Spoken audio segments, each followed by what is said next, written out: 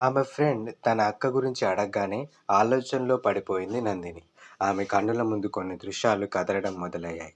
ఏ జవాబు చెప్పకపోవడంతో నందిని నువ్వు అంటూ మళ్ళీ ఆమె ఏదో అడుగుతుంటే ఆమె కంటే ముందే ఇప్పుడు ఆ ప్రణీత్ గాడు ఎంత గొడవ చేస్తాడో ఏమో తలుచుకుంటూనే భయమేస్తుంది అంటూ చేతిలోని బుక్స్ని సరిగ్గా పట్టుకుంటూ ఉంటుంది.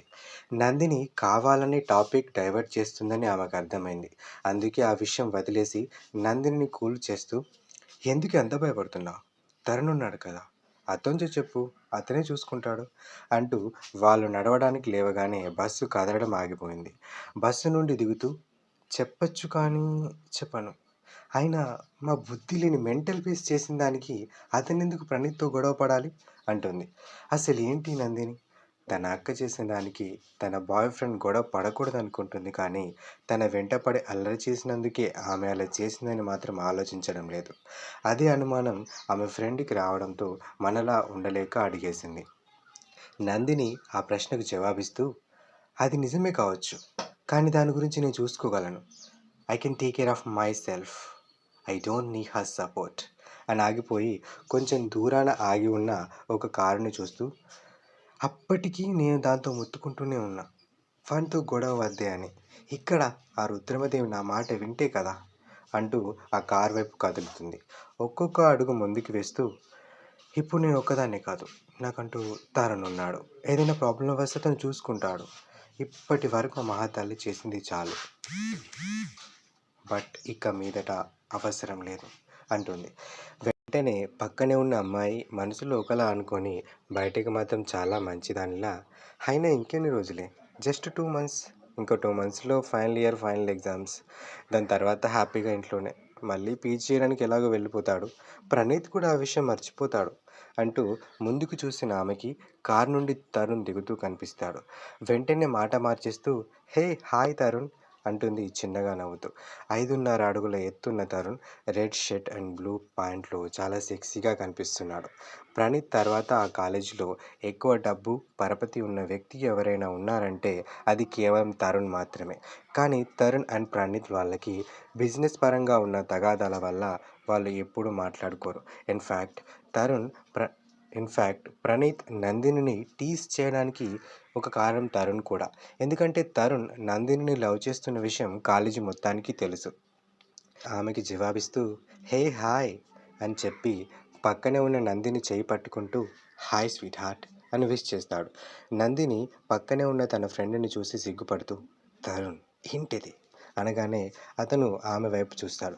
అతని చూపులోని ఉద్దేశం అర్థం చేసుకున్న ఆ అమ్మాయి, ఓకే, మళ్ళీ క్లాస్లో కలుద్దాం, తొందరగా రండి, క్లాస్ స్టార్ట్ అవ్వడానికి ఇంకా 10 మినిట్స్ మాత్రమే ఉంది అని నవ్వుతూ అక్కడి నుండి వెళ్ళిపోతుంది.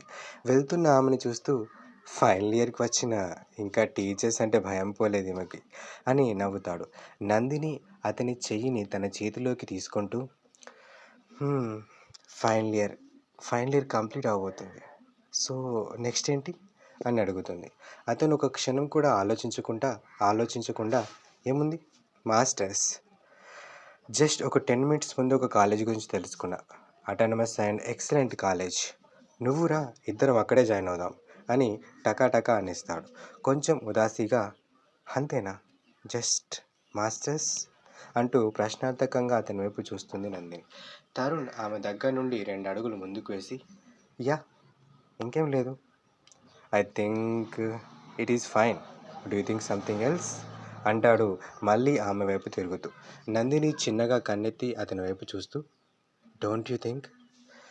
2 సెకండ్లు ఆలోచించాక, లేదు, నో అంటాడు చిన్నగా నవ్వుతూ. అతని నవ్వు చూడగానే అతను కావాలనే అలా మాట్లాడుతూ తనని టీజ్ చేస్తున్నాడని ఆమెకు అర్థమవుతుంది. వెంటనే నవ్వుకుంటూ, యూ, నిన్ను అని గల్లా పట్టుకొని దగ్గరికి లాక్కుంటుంది. అతను నవ్వుతూ ఆమెకు దగ్గరగా వస్తాడు. ఇప్పుడు అతనికి ఆమెకి మధ్యనున్న దూరం సున్నా.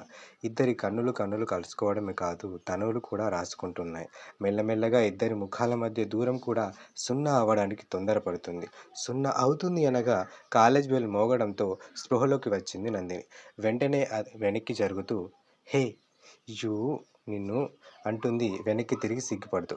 తరుణ్ ఆమెను తన వైపు తిప్పుకుంటూ, ఏంటి నువ్వు? నేనేమైనా ఫోర్స్ చేశానా? నువ్వే దగ్గరికి లాక్కొని మళ్ళీ ఇలా చేయడం ఏమైనా బాగుందా? ఇట్స్ నాట్ ఫెయిర్ అంటాడు చిన్న పిల్లవాడిలా. నందిని అతని వైపు తిరుగుతూ, అవన్నీ పెళ్లి తర్వాతే. క్లాస్ స్టార్ట్ అయింది పద అంటూ అక్కడి నుండి నడుస్తుంది. అతను అలిగినట్టుగా ముఖం వేలాడేసుకొని అక్కడి నుండి కదులుతూ, నిన్నసలు నమ్మకూడదు. ఛ! ఇలా చేసి ఏం సాధిస్తావు చెప్పు? ఇది ఎంత పెద్ద మిస్టేకో నీకు తర్వాత తెలుస్తుంది అంటాడు చిన్నగా భయపెడుతున్నట్టు. ఏంటి వార్నింగ్ ఇస్తున్నావా? లేదు, జస్ట్ సజెషన్. వెంటనే తరుణ్ వైపు చూస్తూ, మై డియర్ తరుణ్ పట్నాయక్ గారు, మీరు కోరుకున్నది దొరకాలంటే ముందు మన మ్యారేజ్కి మార్గం పడాలి. అంతవరకు ఇలాంటి వాటికి కొంచెం దూరంగా ఉండండి, ఓకే అంటుంది ఒక స్ట్రిక్ట్ ఆఫీసర్లా. తరుణ్ ఆమెకు జవాబిస్తూ, నేను దాని గురించి ఆలోచిస్తున్నా. ఏం చేయాలో నాకు అస్సలు అర్థం కావట్లేదు తెలుసా. అమ్మతో మాట్లాడా, డాడీని అడగమంటే టైం చూసుకొని అడుగుతా అంటుంది కానీ అడగడం లేదు అని సిచ్యువేషన్ని వివరిస్తాడు. ఏంటి మీ మామకి తెలుసా అని ఆశ్చర్యంగా అంటుంది. హా, తెలుసు, డాడీకే తెలీదు. వన్స్ డాడీ దగ్గర నుండి కూడా పర్మిషన్ రాని నిన్ను ఇలా కారులో తీసుకెళ్ళి మా వాళ్ళకి అలా ఇంట్రడ్యూస్ చేస్తా అంటాడు నమ్మకంగా. ముందుకు నడుస్తూనే, ఇదంతా ఎప్పుడవుతుందో ఏమో, నాకు చాలా టెన్షన్గా ఉంది. అసలు మీ డాడీ మన మ్యారేజ్కి ఒప్పుకుంటాడా అని అయోమయంగా అంటుంది. ఆమె భుజం పైన చేయి వేసి ధైర్యం చెప్తున్నట్టుగా రెండుసార్లు తట్టి, అవుతాయి, believe me, don't worry, trust me అని అనగానే, you are the only person who I'm trust and believe. ఈ ప్రపంచంలో నేను నమ్మే ఏకైక వ్యక్తివి నువ్వే అంటూ కన్నులోకి సూటిగా చూస్తుంది. నీ నమ్మకమే మన ప్రేమని గెలిపిస్తుంది అని ఆగిపోయి మళ్ళీ నడుస్తూ, అవును, ఆ ప్రణీత్ గారు నీతో ఏదో మిస్బిహేవ్ చేశాడంట, ఏం జరిగింది అని సీరియస్గా అడుగుతాడు.